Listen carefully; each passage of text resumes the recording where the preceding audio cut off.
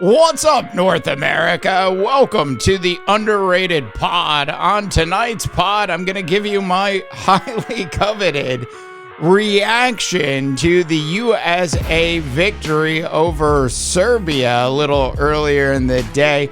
110-84 was the final. I have to ask you this question, though.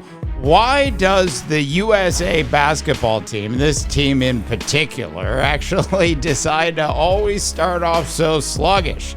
They were down by 8 at one point early in this game. It was 2-10 before Steve Kerr decided to stop the madness. Now, what actually happened in the game is at the beginning of the game, they were basically, for some strange, bizarre reason, trying to slow things down by feeding the ball to Joel Embiid on the inside. Once they made that shift away from that methodology, well, then it was all Kevin Durant, all KD in the first and second quarter of the game. And I have to say, sometimes we forget, just as fans of the National Basketball Association and basketball in general, just how good KD is. It's sort of a shame to see what's happened to KD's career in Brooklyn, and now he's playing for the Phoenix Suns. And let's just face it, North America, they don't have enough talent on that team to actually make a truly deep run at this point. I mean, nobody's really buying Bradley Beal, are you? I'm not. That being said, putting Kevin Durant on this team is just like adding an insult to injury for the rest of the teams in the Olympics. Look, KD just is so phenomenal, and he's just so graceful, and he's just, quite frankly, just so good. Now, add that together with a mad LeBron James. And I'm not saying LeBron James was mad. I'm just saying LeBron James is, if you will, in-season tournament mad. We saw what the Los Angeles Lakers did with the in-season tournament last year, which, by the way, the NBA has renamed the Emirates Cup. So, but that was something that clearly, LeBron James wanted to win.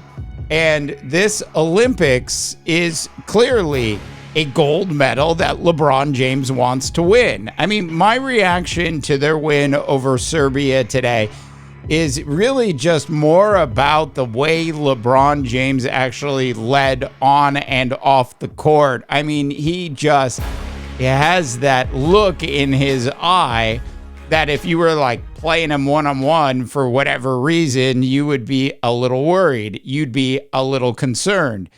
I don't think this USA basketball team is going to lose a game in the Olympics, but if they do, it will happen in the next couple games. It certainly won't happen in the medal round. I have a very hard time believing that if LeBron James is 100% healthy, that he's going to allow this USA basketball team to lose. I mean, that is my, if you will, reaction to what went down today. Now, of course, Drew Holiday put up a very quiet 15 because that's what Drew Holiday does. Steph Curry had a bit of an off game, and he ended up with 11 points.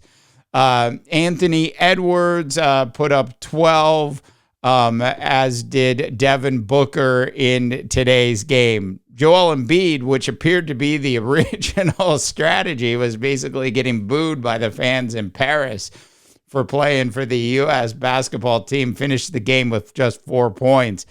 But what you really see, especially with an Anthony Edwards, and sorry, he scored 11 in the game, but what you really see with a guy like that is the defense and the intensity, and being able to bring Anthony Edwards in off of the bench is insane. Being able to bring Kevin Durant in, he's not even in the starting lineup, North America, and he scored 23 in today's game. As for LeBron, he had 21, 9 assists and 7 boards on the night, or on the day, I should say. I'm trying not to be a homer for the USA basketball team, but the truth of the matter is, outside of South Sudan, do you really think there's anybody that's going to be able to really or seriously take down this USA basketball team? Now, speaking of South Sudan, that is their next test, which comes up on Wednesday. So they got, older legs. They got some time to rest and strategize. Now, Steve Kerr is going to have to figure something out because the way South Sudan played, South Sudan basically ended up handing that game back to the U.S. A couple weeks ago, a game in which the U.S. had to do everything that they could possibly do to get back into the game, a game in which the U.S. actually only won by a single point. I would also argue that the South Sudan basketball player was fouled at the end of the game. That being said, certainly the sluggish starts are something that the coaching staff is going to have to think about and try to figure out how to deal with. South Sudan is no pushover North America, and they proved that just about a week and a half ago. So it'll be interesting to see what actually happens with this USA basketball team when they get into that game on Wednesday night. All right, that is my reaction to what went down in Paris a little earlier in the day. I want to hear from you, North America. Go ahead and drop in your comments. Tell me what you think about the USA basketball team. Look, we've seen USA basketball teams in the Olympics win by 50 points. I mean, so that's not what happened today. But we did see a well-versed